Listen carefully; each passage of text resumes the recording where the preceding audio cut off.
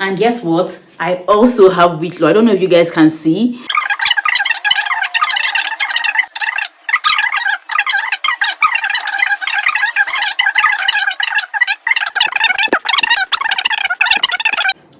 Hello beautiful people, welcome back to my channel and welcome to a brand new video.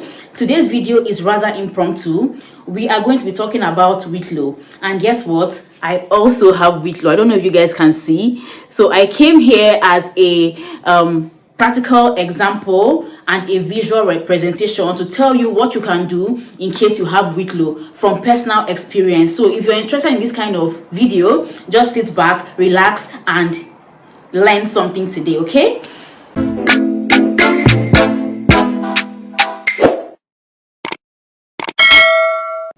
If you are a returning subscriber, thank you for always stopping by to watch me on this channel. I do not take you guys for granted, okay? If you're new here, you're welcome. My name is Precious and I'm a 500 level medicine and surgery student at Abia State University. And you're welcome to my channel. Please subscribe, like, comment, and join this family, okay? I know that it is an irony for a medical student to have Whitlow. I don't even know how this happened. In fact, I know how it happened, okay? I am a chronic nail biter, and I know that it is my duty to advise people not to put their fingers in their mouths because of the amount of germs that are on your hands. But I am a human being as well, and I am not perfect, and I also try to take my own advice, okay?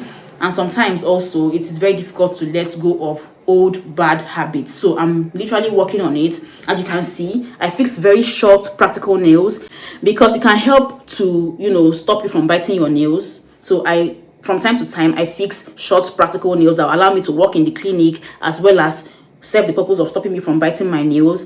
But unfortunately for me, when I fixed these nails, I had already bitten off the hangnail that caused this Whitlow. So I went to fix these nails when I already had Whitlow. Do you get? Anyways, today we're going to be discussing about Whitlow. With the little medical knowledge I have, I'll be sharing some information with you about Whitlow and how you can prevent it and how you can also get rid of it, okay? So there are two different types of Whitlow. The first type is the herpetic Whitlow, which is caused by the herpes simplex virus. The most common way of getting this herpetic Whitlow is when you go for pedicure or manicure at a public salon and you don't go with your own nail kit. So it is advisable for you to go with your own nail kit so that you use your own nail kit to service yourself. Like the pedicurists or the manicurists can use your own nail kit to service you instead of using a nail kit that you're not sure of if it has been sterilized and it might have been used on a herpes patient and then it will not be used on you and you stand the chance of having herpetic Whitlow, okay? It can also be gotten from when you have a cut on your finger and then you come in contact with an infected person's fluids like their blood or their semen or whatever. Then that thing can now go into your wound on your nail and then infect you with herpetic Whitlow, okay? So you can also get it from sexual intercourse as well.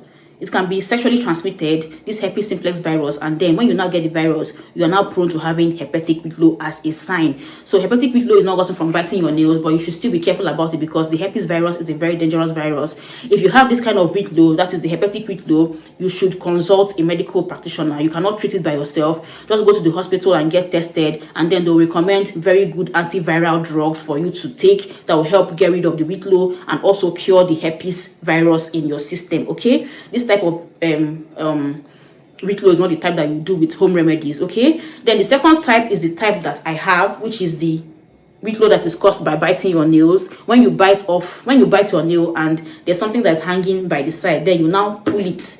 That thing is called a hangnail. So when you pull off a hangnail and then you leave a space in your nail, so that place can now get infected by fungi, bacteria, and then you end up with Whitlow. And this Whitlow, it is so painful. You can see how swollen my nail bed is. It is throbbing, like it has a heartbeat of its own, and it is warm. That is to show you that there's an infection process going on here.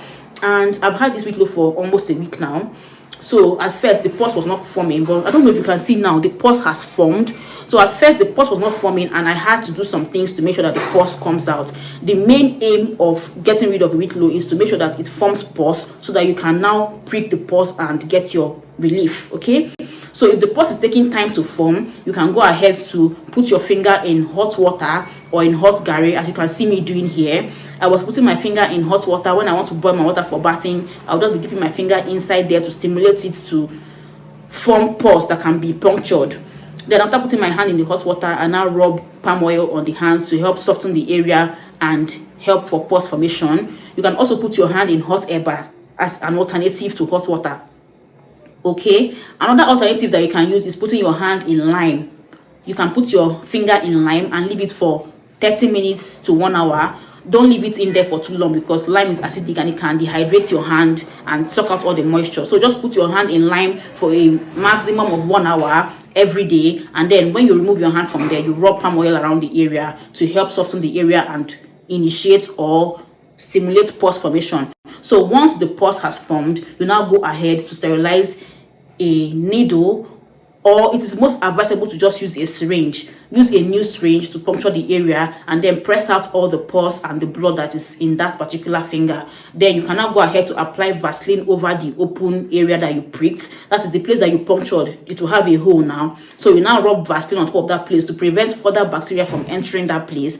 Or you just wrap your finger with a bandage and allow it to heal. In a few days, your hand is going to be okay. But the main thing is for the pus to form and for you to puncture the pus and get out everything that is inside there.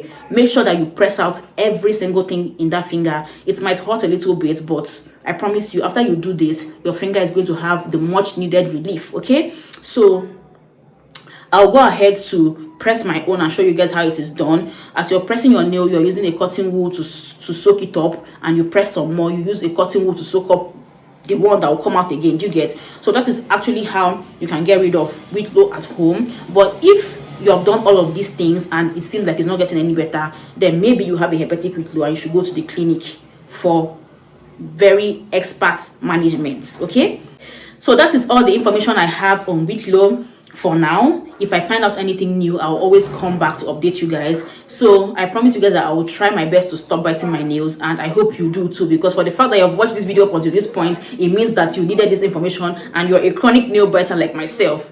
Also be careful about sharing sharp equipment, and glove yourself properly before contacting any body's fluids like blood or semen, or just use protection both for gloves, for your hands, because you don't know if you have a wound, you don't know if you have any puncture anywhere. And also protect yourself when you're having sex, especially if you're not married and if you don't have one sexual partner.